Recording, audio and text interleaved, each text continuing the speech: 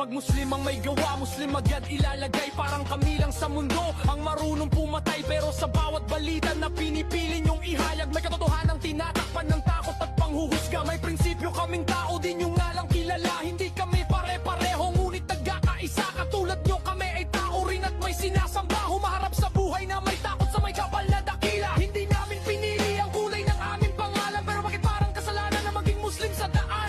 Kung hustisya ang hinahanap, bakit kami ang tinuturo? Kahit wala sa amin ang kamay na may dugo. Hindi lahat ng nakabalita ay totoo, hindi lahat ng nakikita ay buo. Kung gusto mong malaman ng kwento ng Islam, makinig ka muna bago ka humusga ng ganon. Yongong lahat, hindi kami pare-pareho, may puso rin kami at pangarap sa mundo.